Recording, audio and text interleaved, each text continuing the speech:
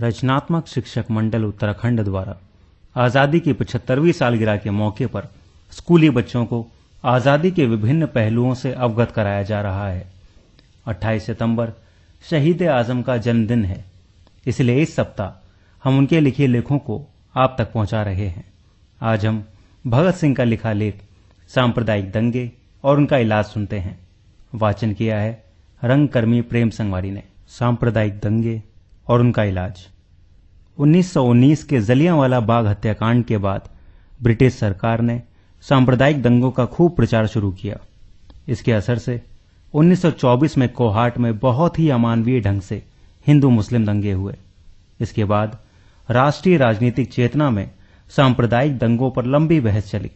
इन्हें समाप्त करने की जरूरत तो सबने महसूस की, लेकिन कांग्रेसी नेताओं ने हिंदू मुस्लिम नेताओं में सुलहनामा लिखाकर दंगों को रोकने का यत्न किया।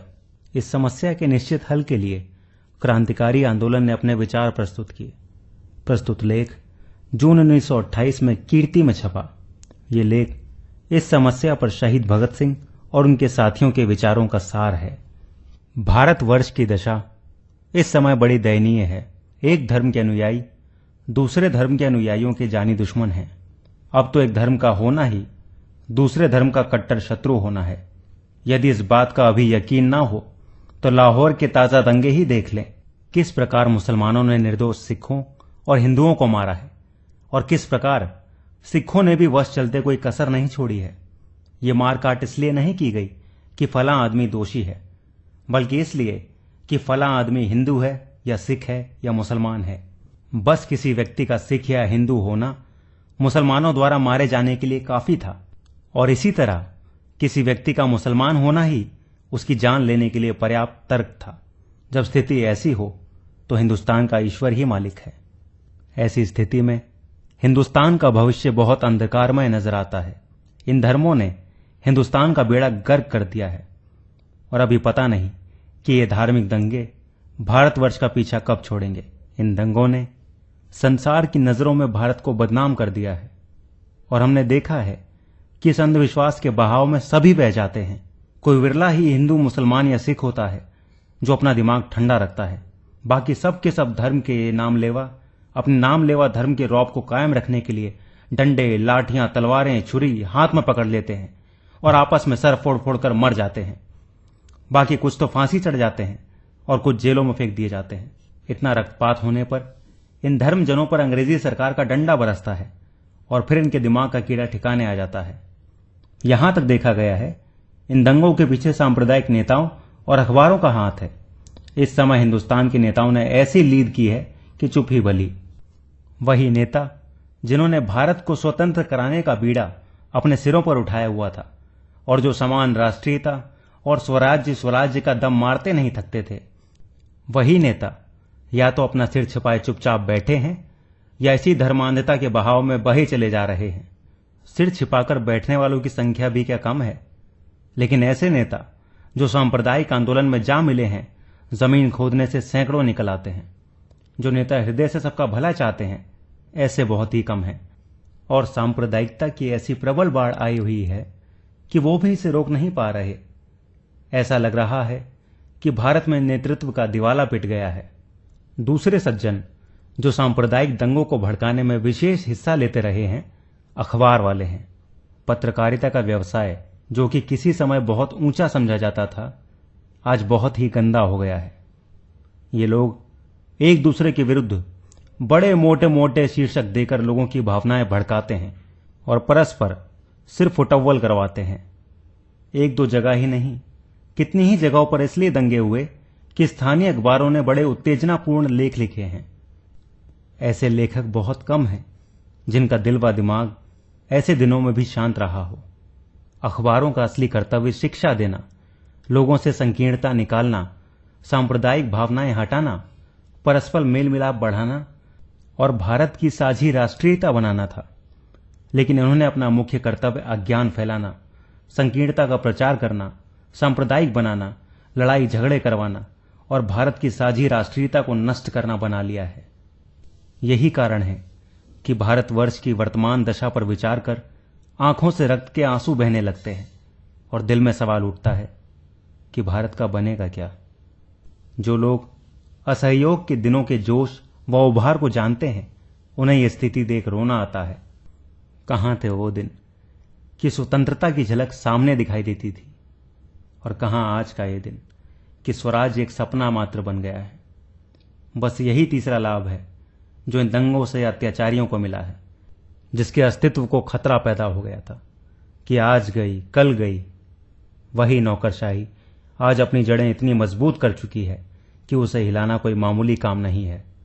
यदि इन सांप्रदायिक दंगों की जड़ें खोजें तो हमें इसका कारण आर्थिक ही जान पड़ता है।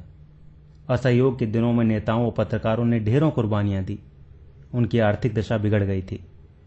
असहयोग आंदोलन के धीमा पड़ने पर नेताओं पर अविश्वास सा हो गया, जिससे आजकल के बहुत से सांप्रदायिक नेताओं के धंधे चौपट हो गए। विश्व में जो भी काम होता है उसकी तह में पेट का सवाल जरूर होता है। कार्ल मार्क्स के 3 बड़े सिद्धांतों में से ये एक मुख्य सिद्धांत है। इसी सिद्धांत के कारण ही तबलीग, तनकीम, शुद्धि आदि संगठन शुरू हुए, और इसी कारण से आज हमारी ऐसी दुर्दशा हुई है जो अवर्णनीय है। सभी दंगों का इलाज यदि हो सकता है तो वो भारत की आर्थिक दशा में सुधार से ही हो सकता है। दरअसल भारत के आम लोगों की आर्थिक दशा इतनी खराब है कि एक व्यक्ति दूसरे को चवन्नी देकर किसी और को अपमानित करवा सकता है। भूख और दुख से आतुर होकर मनुष्य सभी सिद्धांत ताक पर रख देता है। सच है, मरता क्या न करता। लेकिन वर्तमान स्थिति में आर्थिक सुधार होना अत्यंत कठिन है, क्योंकि सरकार विदेशी है और लोगों की स्थिति को सुधरने नहीं देती। इसलिए लोगों को हाथ धोकर इसके पीछे पड़ जाना चाहिए, और जब तक सरकार बदल ना जाए चैन की सांस नहीं लेनी चाहिए। लोगों को परस्पर लड़ने से रोकने के लिए वर्ग चेतना की जरूरत है। गरीब, मेहनतकशों व किसानों को स्पष्ट समझा देना चाहिए कि तुम्हारे असली दुश्मन पूंजीपति हैं, इसलिए तुम्हें इनके हथकंडों से बचकर रहना चाहिए और इनके हत्थे चढ़ कुछ नहीं करना चाहिए। संसार के सभी गरीबों के, चाहे वे किसी भी जाति, रंग, धर्म या राष्ट्र के हों, अधिकार एक ही हैं। तुम्हारी भलाई इसी में है कि तुम रंग, धर्म, नस्ल और राष्ट्रीयता व देश के भेदभाव मिटाकर एकजुट हो जाओ और सरकार की ताकत अपने हाथों में लेने का प्रयत्न करो। इन यत्नों से तुम्हारा कुछ नुकसान नहीं होगा, लेकिन हां, इनसे किसी दिन तुम्हारी जंजीरें जरूर कट जाएंगी और तुम्हें आर्थिक स्वतंत्रता मिलेगी। जो लोग रूस का इतिहास जानते हैं उन्हें मालूम है कि जार के समय वहां भी ऐसी स्थितियां थी। वहां भी कितने ही समुदाय थे जो परस्पर जूत पतांग करते रहते थे, लेकिन जिस दिन से वहां श्रमिक शासन हुआ है वहां का नक्शा ही बदल गया है। अब वहां कभी दंगे नहीं होते। अब वहां सभी को इंसान समझा जाता है, धर्मजन नहीं। जार के समय लोगों की आर्थिक दशा बहुत ही खराब थी, इसीलिए सब दंगे फसाद होते थे। लेकिन अब रूसियों की आर्थिक दशा सुधर गई है और उनमें वर्ग चेतना आ गई है, इसलिए अब वहां कभी कोई दंगे की खबर नहीं आती। इन दंगों में वैसे तो बड़े निराशाजनक समाचार सुनने में आते हैं, लेकिन कलकत्ते के दंगों में एक बहुत खुशी की बात सुनने में आई। वो ये कि यहां दंगों में ट्रेड यूनियन के मजदूरों ने हिस्सा नहीं लिया और ना ही वे परस्पर गुत्थम गुत्था भी हुए, बल्कि सभी हिंदू मुसलमान बड़े प्रेम से कारखानों आदि में उठते बैठते और दंगे रोकने के प्रयास भी करते रहे। ऐसा इसलिए हुआ क्योंकि उनमें वर्ग चेतना थी और वे अपने वर्ग हित को अच्छी तरह पहचानते थे। वर्ग चेतना का यही सुंदर रास्ता है जो सांप्रदायिक दंगे रोक सकता है। ये खुशी का समाचार हमारे कानों को मिला है कि भारत के नवयुवक अब वैसे धर्मों से जो परस्पर लड़ना व घृणा करना सिखाते हैं, तंग आकर हाथ धो रहे हैं। उनमें इतना खुलापन आ गया है कि वे भारत के लोगों को धर्म की नजर से हिंदू, मुसलमान या सिख के रूप में नहीं, बल्कि सभी को पहले इंसान समझते हैं, फिर भारतवासी।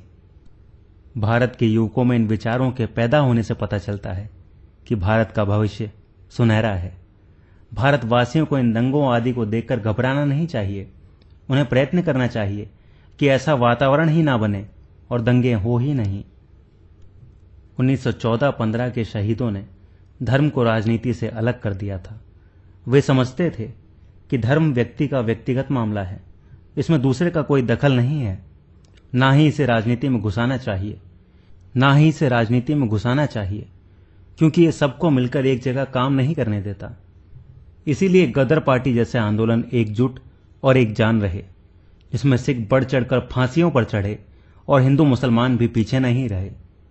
इस समय कुछ भारतीय नेता भी मैदान में उतरे हैं जो धर्म को राजनीति से अलग करना चाहते हैं।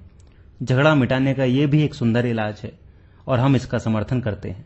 यदि धर्म को अलग कर दिया जाए तो राजनीति पर हम सभी इकट्ठा हो सकते हैं। धर्मों में हम चाहें अलग अलग ही रहें। हमारा ख्याल है कि भारत के सच्चे हमदर्द हमारे बताए इलाज पर जरूर विचार करेंगे और भारत का इस समय जो आत्मघात हो रहा है उससे हमें बचा लेंगे।